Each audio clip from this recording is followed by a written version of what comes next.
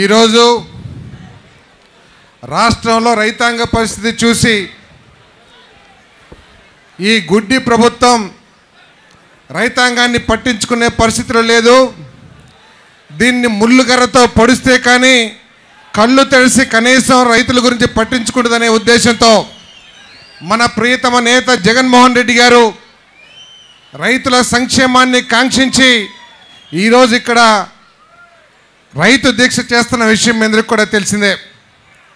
ఈ కార్యక్రమానికి విచ్చేసిన వైఎస్ఆర్ కాంగ్రెస్ పార్టీ శ్రేణులకు, కార్యకర్తలకు, రైతు సోదరులకు, విలేకరులకు అందరికీ కూడా నా హృదయపూర్వక నమస్కారాలు.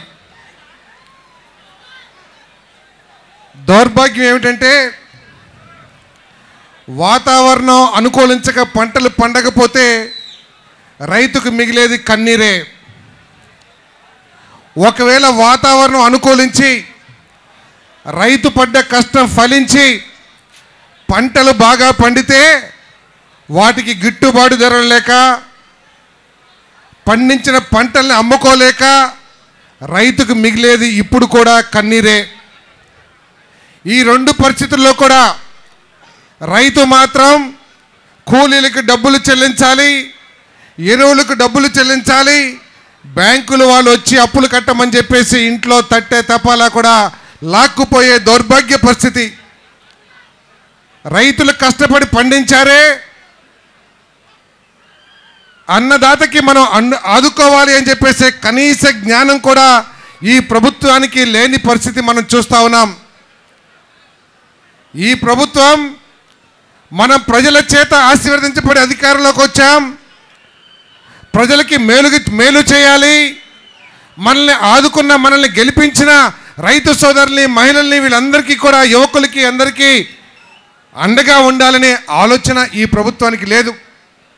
టీడీపీకి ప్రభుత్వం అంటే ఏమిటంటే ధనార్జన, మట్టి అమ్ముకొని, ఇసుక అమ్ముకొని, భూములు అమ్ముకొని డబ్బులు ధనార్జన తప్పితే ప్రజల మేలు ఆలోచించే పరిస్థితి ఈ ప్రభుత్వానికి లేదని చెప్పేసి మీ అందరికీ సవినీయంగా మనం చేస్తా ఉన్నాను. అవి అమ్ముకోలేకపోతే టెండర్లు, లేకపోతే కమిషన్లు, వీటి ద్వారా డబ్బులు సంపాదించడమే అని చెప్పేసి మీ అందరికీ సవినీయంగా మనం చేస్తా ఉన్నాను. నేను రోజు రోజుకి వ్యవసాయ ఉత్పత్తులకి ధరలు తగ్గిపోయి రైతు దిగాలు పడుతూ ఉంటే ఈ ప్రభుత్వానికి కనపడదు. ఆర్థికంగా నష్టపోయి అప్పుల్లో కూరుకుపోయి ఆత్మహత్యలు చేసుకుంటా ఉంటే అన్నదాతకి మనం ఆపన్నహస్తం అందిద్దామని చెప్పేసి ఆలోచన ఈ ప్రభుత్వానికి ఉండదు. ఈ ప్రభుత్వానికి పక్షపాతం వచ్చి గుడ్డి ప్రభుత్వంలాగా తయారైందని చెప్పేసి మీ అందరికీ మనం చేస్తా ఉన్నా. నేను ఎంతసేపు దోపిడీదారులకి సహాయంగా ఉండటమే. మనం చూసాం, సిమెంట్ ధరలు ఇష్టం వచ్చినట్టు పెంచుకొని వినియోగదారుని దోచుకుంటుంటే ఈ ప్రభుత్వానికి పట్టదు.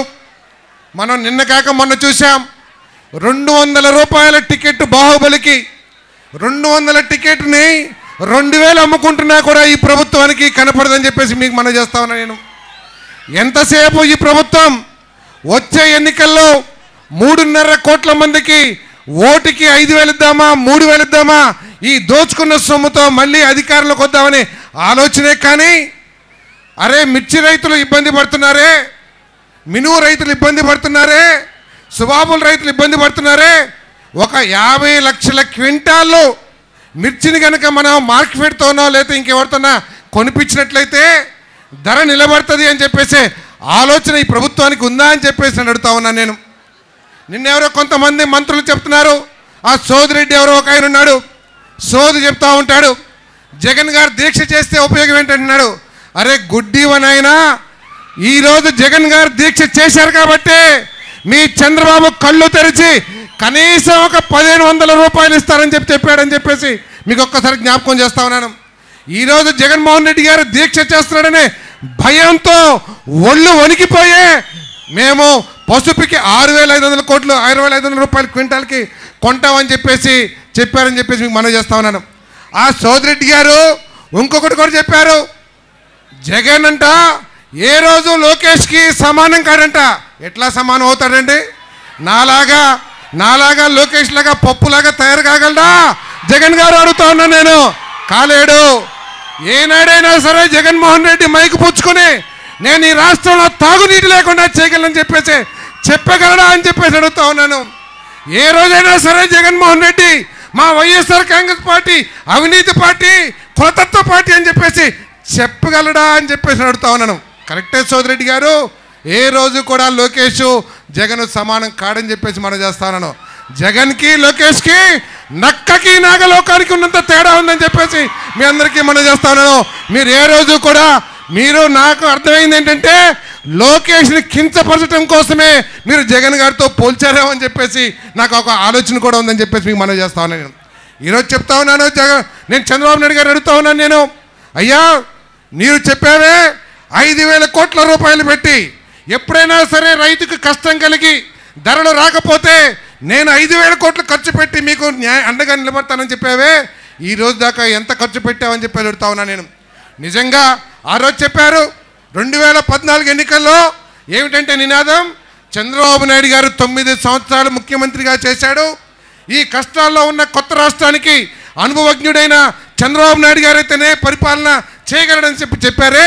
ఒప్పుకుందాం. అయ్యా చంద్రబాబు, నీ అనుభవం ఏమైపోయింది? నీ దగ్గర డాష్ బోర్డు పీకే బోర్డు ఏదో బోర్డులు ఉంటాయన్నావు కదా, అవి నెత్తిని కొట్టుకుంటానుక లేకపోతే ఈ రాష్ట్రంలో వాస్తవ పరిస్థితుల్ని నువ్వు తెలుసుకుంటానుక అని చెప్పేసి అడుగుతా ఉన్నాను నేను. నీ డాష్ బోర్డులో ఉందా సమాచారం? ఈ రాష్ట్రంలో ఎన్ని లక్షల ఎకరాల్లో మినుము పంట వేశారు, ఈ రాష్ట్రంలో ఎన్ని లక్షల ఎకరాల్లో మిర్చి పంట వేశారు, ఈ రాష్ట్రంలో ఎన్ని లక్షల ఎకరాల్లో పసుపు పంట వేశారని లెక్కలు నీ దగ్గర ఉన్నాయా చంద్రబాబు నాయుడు గారు అని చెప్పేసి అడుగుతా ఉన్నా నేను. లెక్కలు లేవు. ఒకవేళ లెక్కలుంటే అయ్యా ఈ దేశంలో ఈ రాష్ట్రంలో మన అవసరాలకి ఎంత మిర్చి కావాలి, ఇతర రాష్ట్రాలకి ఇతర దేశాలకి ఎంత మిర్చి ఎగుమతి చేయగలం, మిగిలిపోయిన మిర్చి ఎంత ఉంటుంది మార్కెట్లో, ఆ మిగిలిపోయిన మిర్చిని మార్కెట్ ద్వారానో ఇతర ప్రభుత్వ సంస్థల ద్వారానో కొనిపించినట్లయితే ఈ దుస్థితి వచ్చేది కాదు కదా చంద్రబాబు నాయుడు గారు అని చెప్పి అడుగుతా ఉన్నా నేను. తెలుగుదేశం వాళ్ళు చంకలు కొట్టుకుంటున్నారు, మేము 1,500 రూపాయలు క్వింటాల్కి అనౌన్స్ చేశామని చెప్పేసి. నేను అడుగుతా ఉన్నా, నువ్వు అనౌన్స్ చేసిన రోజు నుంచి ఎన్ని లక్షల క్వింటాళ్ళు గుంటూరు మార్కెట్ యార్డ్లో అమ్ముడుపోయింది, ఎంతమంది రైతులకి ఎన్ని లక్షల క్వింటాళ్ళకి నువ్వు 1,500 రూపాయలు ఇచ్చావా అని చెప్పేసి రేపు ప్రొద్దునికల్లా నీకు దమ్ముంటే లెక్కలు చెప్పి రైతులకి చెప్పమని చెప్పేసి మీ అందరికీ మనం చేస్తున్నా. ఒక్కరికి కూడా ఈ రోజుల వరకు కూడా ₹1 దౌర్భాగ్య ప్రభుత్వం ఇదని కూడా మీకు అందరికీ మనం చేస్తున్నాను. ఎంత అబద్ధాలు కోరంటే ఈ తెలుగుదేశం వాళ్ళు ఎంత మోసగాళ్ళు అంటే, నిన్న తెలంగాణలో ఆ తెలుగుదేశం పార్టీ అధ్యక్షుడు చెప్తాడు, తెలంగాణ తెలుగుదేశం పార్టీ అధ్యక్షుడు మా నాయకుడు చంద్రబాబు నాయుడు గారు మిర్చి రైతులను ఆదుకుంటానికి 8,000 రూపాయలు పెట్టి 8,000 రూపాయలు క్వింటాల్కి ధర ప్రకటించారని చెప్పాడు. ఇది వాస్తవా అని చెప్పేసి అడుగుతా ఉన్నాను. చెప్పండి సోదరులారా, ఎక్కడైనా సరే 8,000 రూపాయలు ఒక క్వింటాల్కి ఇచ్చింది మీరు విన్నారా అని చెప్పేసి అడుగుతా ఉన్నాను. ఈ మోసగాళ్ళు తెలంగాణలో చెప్పుకుంటున్నారు, మా చంద్రబాబు నాయుడు గారు ఆంధ్రప్రదేశ్లో క్వింటాల్కి 8,000 రూపాయలు అనౌన్స్ చేశాడు, అది మా ప్రభుత్వం, మేము అధికారంలోకి వస్తే తెలంగాణలో కూడా. అయ్యా తెలంగాణ ప్రజలారా, మీరు కూడా మా తెలుగు సోదరులే, మీరు నమ్మబాకండి, ఇది మోసగాళ్ళ పార్టీ టీడీపీ అంటే అని చెప్పేసి మీ అందరికీ మనం చేస్తా ఉన్నా నేను అడుగుతా ఉన్నాను. ఇది తుగ్లక్ ప్రభుత్వం కంటే కూడా అమ్మ మొగుడు ప్రభుత్వం ఇది. ఎందుకంటే ఆ రోజు మనం విన్నాం, ఒక చోట నుంచి ఒక చోటకి రాజధానిని మార్చారని చెప్పేసి. రైతు ఇబ్బందుల్లో ఉంటే మిర్చి రైతులు కర్నూలు నుంచి గుంటూరుకు తీసుకురావాలంట, నందిగామ నుంచి గుంటూరుకు తీసుకురావాలంట, శ్రీకాకుళం నుంచి గుంటూరుకు తీసుకురావాలంట. అయ్యా రైతు ఇబ్బందుల్లో ఉంటే ట్రాన్స్పోర్ట్ చేసుకునే పరిస్థితుల్లో రైతు ఉన్నారా అని చెప్పేసి అడుగుతా ఉన్నా నేను. ట్రాన్స్పోర్ట్కి ఎంత ఖర్చు అవుతుందని చెప్పేసి అడుగుతా ఉన్నాను. నువ్వు ఇచ్చే 1,500 కనీసం ఆ ట్రాన్స్పోర్ట్కి కూడా సరిపోదనే జ్ఞానం కూడా లేదా చంద్రబాబు నాయుడు గారు అని చెప్పేసి అడుగుతా ఉన్నాను.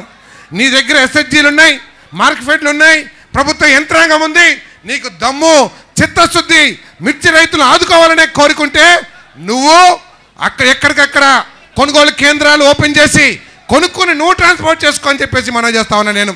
అంతేగాని ఈ విధంగా రైతులను ఇబ్బంది పెట్టే పరిస్థితులు వద్దు. ఒక పక్క అధికారులు అడిగితే నేను అడిగాను ఒక అధికారిని, ఏమండి మీరు మార్కెట్లో ఉన్న మిగిలిపోయిన మిర్చిని మీరు కొనొచ్చు కదా అంటే ఏం చెప్పాడు తెలుసా?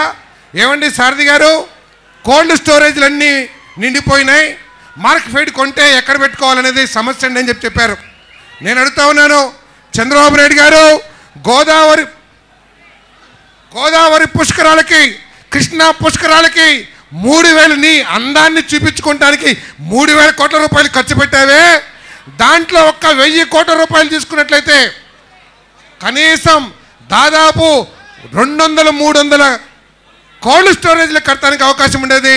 వాటిలో దాదాపు 1,000 క్వింటాల మిర్చి కానీ పసుపు కానీ స్టోరేజ్ చేసుకోవడానికి అవకాశం ఉండేది కాదా అని చెప్పేసి అడుగుతా ఉన్నాను. కానీ నీకు చిత్తశుద్ధి లేదు, మోసం, అంత మాయా దగ, ఇది తప్పితే చంద్రబాబు నాయుడు గారి పరిపాలన ఇంకోటి లేదని చెప్పేసి మనం చేస్తా ఉన్నాం. అసలు వాస్తవం ఏంటో తెలుసా సోదరులారా?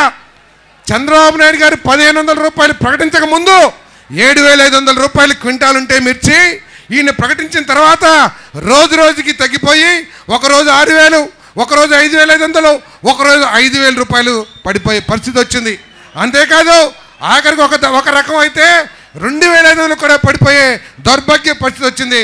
కేవలం చంద్రబాబు నాయుడు గారి ప్రభుత్వం మూలంగా అని చెప్పేసి మనం చేస్తా ఉన్నాను నేను.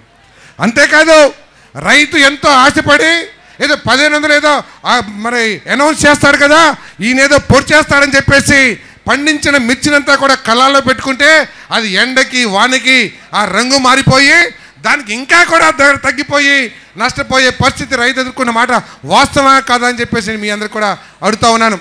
అంతర్జాతీయంగా ఎక్కడ కూడా ధరలు తగ్గల, అంతర్జాతీయంగా మిర్చి ధరలు అదే విధంగా ఉన్నాయి. కానీ మన రాష్ట్రంలోనే ఎందుకు తగ్గింది సమాధానం చెప్పాల్సిన అవసరం ఉందని చెప్పేసి మనం చేస్తా ఉన్నాను. మాట్లాడితే దావోస్ అంటాడు, మాట్లాడితే అమెరికా అంటాడు, మాట్లాడితే జపాన్ అంటాడు. ఎక్కడైనా సరే నువ్వు కాంట్రాక్టర్లతో పెట్టుబడిదారులతో నువ్వు చర్చలు జరిపావు, కానీ ఏ దేశంలోకైనా వెళ్ళి మా రాష్ట్రంలో ఇంత పంట పండుతుంది మిర్చి, మా రాష్ట్రంలో ధాన్యం ఇంత పంట పండుతుంది, మీ దేశంలో మా ఉత్పత్తులకి ఏమన్నా మార్కెట్ ఉంటుందా అని చెప్పేసి ఒక్కరోజన్నా చంద్రబాబు నాయుడు గారు ఎక్కడైనా అడిగాడా అని చెప్పేసి నేను అడుగుతా ఉన్నాను. లేదు, ఎంతసేపు కూడా ఈ ముడుపులు ఎక్కడ వస్తాయా, ముడుపులు వచ్చే కంపెనీలు ఏ దేశంలో ఉన్నాయని చెప్పేసి ఎదుక్కుంటాం తప్పితే ఎక్కడ కూడా లేదని చెప్పేసి మనం చేస్తా ఉన్నాను. ఒక్కసారి పసుపు రైతుల పరిస్థితి ఆలోచన చేయండి. రాజశేఖర రెడ్డి గారు ముఖ్యమంత్రిగా ఉండగా 5 సంవత్సరాలు కూడా క్వింటాల్కి 12,000 నుంచి 15,000 రూపాయలు ధర వచ్చిన మాట వాస్తవా కాదని చెప్పేసి అడుగుతా ఉన్నాను. ఈరోజు ఎంత వస్తుందండి? ఆఖరికి 4,500 రూపాయలకి పడిపోయిన దౌర్భాగ్య పరిస్థితి. దీనికి కారణం ఏంటో తెలుసా? మనసున్న మహారాజు రాజశేఖర రెడ్డి. రైతులను ఆదుకోవాలి, మహిళలను ఆదుకోవాలి, ఇబ్బందుల్లో ఉన్న వాళ్ళని ఆదుకోవాలనే ఒక మంచి మనసు ఉన్న ముఖ్యమంత్రి రాజశేఖర రెడ్డి గారు కాబట్టి ఆ రోజు ఆ ధర వచ్చిందని చెప్పేసి మనం చేస్తా ఉన్నాను. ఒకసారి జ్ఞాపకం చేసుకోండి, గుంటూరు జిల్లా పర్యటనలో జోరున వాన, ఆ రోజు కేంద్ర ప్రభుత్వం గ్యాస్ సిలిండర్కి ధర 100 రూపాయలు పెంచితే ఈ మహిళామ తల్లులు వచ్చి, అన్నా 100 రూపాయలు ఇట్లా పెంచితే మేము గ్యాస్ ఎట్లా కొనుక్కోవాలి, మేము ఇక కిరసనాలైనా మాకు దిక్కంటే అక్కడికక్కడే ప్రభుత్వం 25 రూపాయలు భరిస్తుంది అని చెప్పేసి ఎవరి మీద తైలా రాయపాటి గారు మీరు చూడండి, కన్నా లక్ష్మణ్ గారు మీరు చూడండి అని చెప్పలా. కానీ ఈ ప్రభుత్వం ఈరోజు ఏం చేస్తుందో తెలుసా? ఇచ్చిన 50 కోట్ల మిర్చికి కూడా గుంటూరు యార్డ్ నుంచి ఇస్తుంది తప్పితే ప్రభుత్వం నుంచి 1 రూపాయి కూడా ఇచ్చే పరిస్థితిలో ఈ ప్రభుత్వం లేదని చెప్పేసి మీ అందరికీ మనం చేస్తా ఉన్నాను. ఆ రోజు పసుపుకి అంత బ్రహ్మాండమైన ధర వచ్చిందంటే ఆ రోజు రాజశేఖర రెడ్డి గారు ఎగుమతి పన్నుని పూర్తిగా రద్దు చేసి పసుపు ఎగుమతిదారులకి అనేక విధాలుగా అండగా ఉండడం మూలంగా ఆ రోజు పసుపుకి ఎంత బ్రహ్మాండమైన రేట్ వచ్చిందని చెప్పేసి మీ అందరికీ మనం చేస్తా ఉన్నాను. ఈ ప్రభుత్వం వచ్చి ఏం చేసిందండి? ఈ ప్రభుత్వం వచ్చి ఆ ఎగుమతి పన్నుని విధించడమే కాకుండా ఆ రేట్లను కూడా పెంచేయటం మూలంగా ఈరోజు ఎవరు కూడా కొనే పరిస్థితులు లేరు. ఎంత మోసపూరితమైన దౌర్భాగ్యమైన ప్రభుత్వం అంటే ఈ తెలుగుదేశం ప్రభుత్వం. ఒకరోజు జగన్మోహన్ రెడ్డి గారు మా కృష్ణా జిల్లా వచ్చారు. వస్తే అక్కడ మినుము రైతులందరూ కూడా వచ్చి ఎయిర్పోర్ట్కి వచ్చి, అయ్యా మా పరిస్థితి చూడండి, మమ్మల్ని ఒక్కసారి మీరు చూసి వెళితే మాకు న్యాయం జరిగిద్దని చెప్పేసి ఎయిర్పోర్ట్లో రైతులందరూ కూడా వచ్చారు. సరే కదా అని చెప్పేసి మా కోఆర్డినేటర్ డాక్టర్ దుట్టా రామచంద్ర గారు గన్నవరం, ఆయన జగన్మోహన్ రెడ్డి గారు మన నాయకులందరూ కూడా హనుమాన్ జంక్షన్లో ఒక పొలంలో మినువును చూస్తానికి ఆ రైతును అడిగే ఆ పొలంలోకి వెళ్ళారు. తర్వాత ఏం కేసు పెట్టారో తెలుసా అండి? అక్కడ స్థానిక శాసనసభ్యుడు పార్లమెంట్ సభ్యుడు కలిసి 5 బస్తాలు ఎకరానికి పండే మినుము పంటని తొక్కేసి నష్టపరిచారని చెప్పేసి జగన్మోహన్ రెడ్డి గారి మీద కూడా పోలీస్ కేసు పెట్టిన దిగజారుడు నాయకత్వం తెలుగుదేశం పార్టీదని చెప్పేసి మీ అందరికీ సవినీయంగా మనం చేస్తా ఉన్నాను. ఆఖరికి వారం రోజుల తర్వాత మీ ప్రతిపాటి పుల్లారావు గారు వచ్చారు, గన్నవరంకి ఎంపీ గారు వచ్చారు, ఎమ్మెల్యే గారు వచ్చారు. అప్పుడు ఒప్పుకున్నారు, వాస్తవమే మినుము పంట పూర్తిగా నాశనం అయిపోయింది, ఎకరానికి అరబస్తా కూడా పండే పరిస్థితి లేదని ఒప్పుకొని 10,000 రూపాయలు హెక్టార్కి ఇస్తానని చెప్పేసి ప్రకటన చేశారు. మేమందరం కూడా ఆలోచించాం, సరిపోదండి, కనీసం 20-30 వేల రూపాయలు హెక్టార్కి ఇస్తే కానీ రైతు నష్టాల నుంచి తెరుకోడు అని మేము డిమాండ్ చేశాం. కానీ ఒకటే చెప్పాం, అయ్యా ఇది 90 రోజుల పంట, 95వ రోజు మీరు వచ్చి ఎక్కడ మీ మినుము పంట అంటే ఎక్కడ కూడా కనపడదు. ఆ రోజు వచ్చి మీరు మినుము పంట వేయలేదని చెప్పేసి నష్టపరిహారం ఇవ్వనంటే అది మోసమే అని చెప్పేసి కూడా చెప్పాం. ఆఖరికి అదే చేశారు.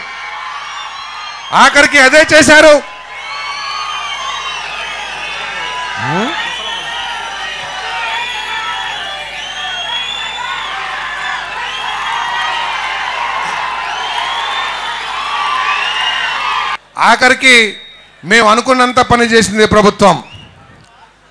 పంటంతా పీకేసినాక ఈ ప్రభుత్వం ఏమీ ఇవ్వదులే అని చెప్పేసి ప్రజలు నమ్మి ఆ పొలాల్లో గొర్రెల్ని మేకల్ని పశువులతో మేపించుకున్న తర్వాత మేసేసిన తర్వాత ఈ తెలుగుదేశం ప్రభుత్వం అధికారులు గ్రామాలకి పంపిస్తుంది. ఏముంటుందండి పొలాల్లో ఏమైనా ఉంటుందా? మొత్తం లేకపోతే ఇక్కడ పొలం లేదు కాబట్టి ఈ పొలానికి రాయం. దాంట్లో కూడా ఆ కిరికిరి కమిటీ ఉందే, జన్మభూమి కమిటీ, వాళ్ళు చెప్పాలంట ఏ పొలాల్లో మినుము పంట వేశారని చెప్పేసి. ఆ విధంగా రైతాంగాన్ని మోసం చేసిందని చెప్పేసి మనం చేస్తా ఉన్నాను. మా కృష్ణా, గుంటూరు, ప్రకాశం జిల్లాలో మీ అందరికీ కూడా తెలుసు సుబాబులు యూకలిప్టస్ పంట ఈ 3 జిల్లాల్లో కొన్ని లక్షల ఎకరాలు పండిస్తా ఉన్నాం.